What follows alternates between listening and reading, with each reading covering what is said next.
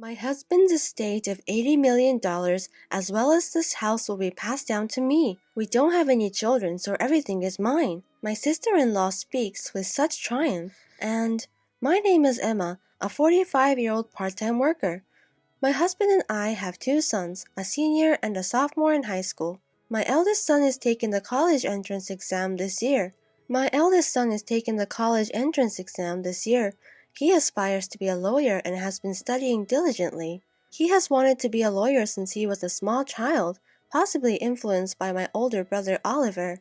My brother is a lawyer, and about a few years ago, he established a law firm and even had a few lawyers. My eldest son, who had grown up watching my brother do this, loved to study and always got good grades, even in elementary school. When my brother had heard that my eldest son wanted to be a lawyer, he was overjoyed and encouraged him. My eldest son told my brother whenever they meet, "I will be a lawyer like you, uncle." My brother chuckled as he responded, "Hurry up and become a lawyer and follow in my footsteps." When my brother, who was married but had no children, came to visit us, he gladly plays with my sons and spoils them. My brother's wife was 10 years younger than him. She was an eccentric, or rather a difficult woman who never visited our house, so we never really spoke to her. My brother and I lost our parents when we were young, so when I was about to get married, my brother took place as a parent, and after I married, he married as well. My husband and I were relieved when we knew that my brother was planning to marry a young woman, but when we actually met his fiancée, I was surprised at how grumpy she looked. We were expecting a happy faces because she was about to marry my brother, but she looked at us with a sulky look. I said, "You two are great together," in front of my brother and his fiancée, but I told my true feelings when I returned home and was alone with my husband. I was curious as to why she appeared so unhappy after the marriage was finalized. My husband seemed to agree with me and responded concernedly, "She wasn't a particularly pleasant bride." It can't be helped what we care. My brother married his 10-year younger fiancée. Shortly before they got married, my brother bought a house, so my husband and I took our children and visited them to celebrate. The house was magnificent and astonished me, as expected of my brother because he runs a law firm. But we did not see my sister-in-law, so my husband jokingly said to my brother, "Has your wife already left you?" My husband was obviously joking, but seeing my brother's stern expression, my husband and I became nervous. According to my brother, whenever there is something, sister-in-law returns to her parents' house. Today was her mother's birthday, so she is staying over to celebrate. My husband's shoulders slumped, thinking he had said a bad joke. Suddenly, my brother asks us with a straight face, "If I ever can't have children, can I adopt one of your children?" I thought my brother was joking, saying something like that, but he looked serious. I couldn't answer his unexpected suggestion, but my husband laughed and replied, "We don't know what the future holds, so let's discuss it when it happens, okay? If you are okay with our children, you are free to adopt whichever you want." My husband didn't seem to take it seriously and dismissed it, but I was concerned about the adoption, and more importantly, that my brother and his wife were not getting along. It wasn't my place to intervene because it was their problem, but I was concerned. After that, when we visit my brother's house, or he come over to our house, it was always just him. My sister-in-law never showed up. My brother also never mentioned her, so I avoided asking him about her. They had been married for more than 10 years, and I have almost been forgotten about her existence. This year, my eldest son was accepted into his dream law school. My brother brought up about adoption again, when he came to our house to celebrate my son. Like I said before, "Would you allow me to adopt either of your kids?" he asked. My brother and his wife were unable to have children, and so he asked the question once more.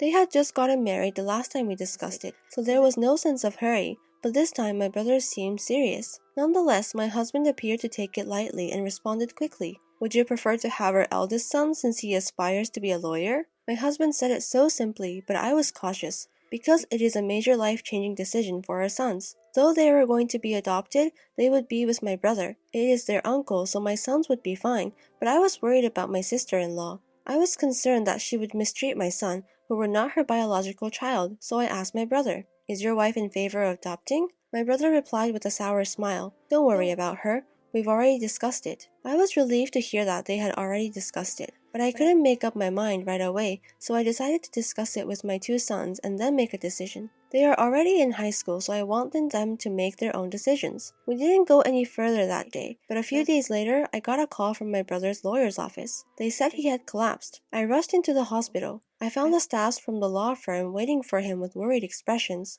My brother had a stroke at work and was rendered unconscious. After I arrived, the law firm staff left. They also said that they couldn't reach my sister-in-law. I called the landline, but she didn't answer, and I didn't have her cell phone number. My husband and my second son later arrived, but I really couldn't reach my sister-in-law. My second son eventually discovered a smartphone among my brother's belongings. We unlocked it and began looking up for her number. She answered angrily when I called using that phone. "I told you not to call again. I will sue you." I began to speak while she was yelling in a terrible tone.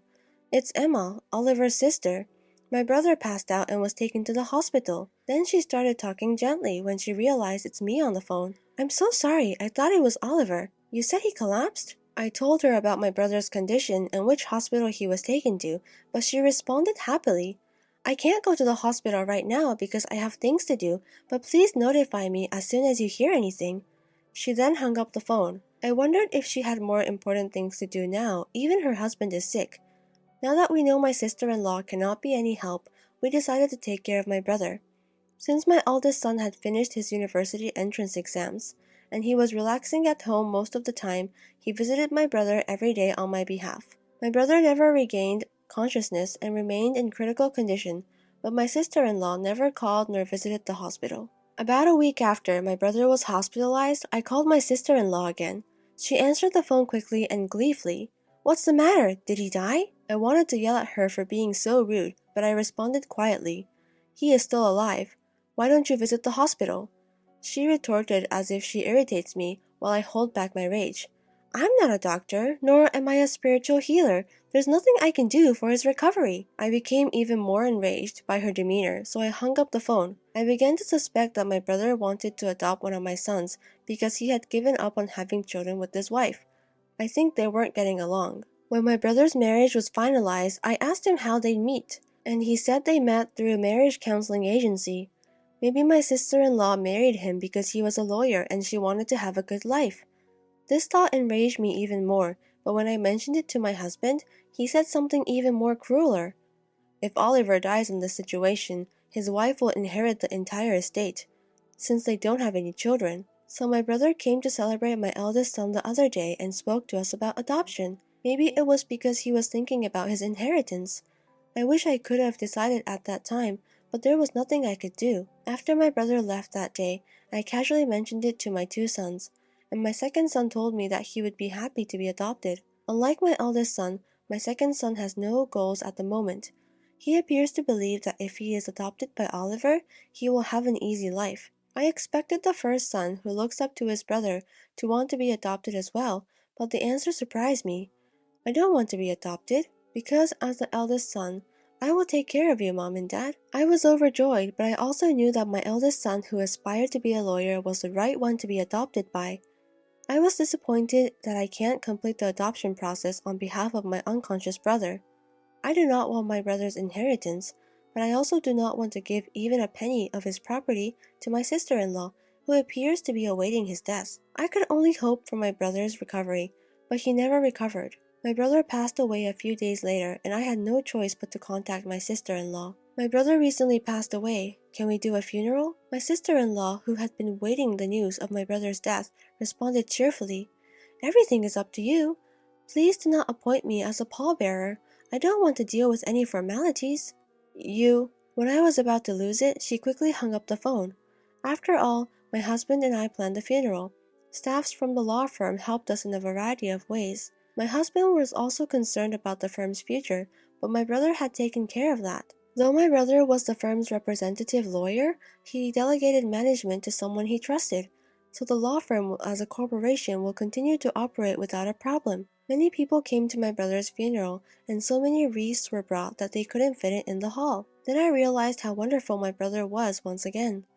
My son also assisted at the funeral, but when my second son saw the presidents of major corporations, politicians, and others had also attended, he was really frustrated. I knew I should have been adopted. I had no idea how amazing he was. My husband and I both felt we could kind of understand his sorrow. I was the pallbearer, but no one asked why my sister-in-law wasn't there, and no one mentioned it. I wondered if we were the only ones who knew my brother had married. My brother and his wife did not have a wedding. Instead, they only went on their honeymoon, so even the relatives may have missed it. If this was going to happen, I almost wish they had never married. No need of a wife who does not attend of her husband's funeral. And I regret not allowing him to adopt my second son sooner, because I believe she would take all of my brother's estates. With the help of the law firm staffs, my brother's funeral was completed.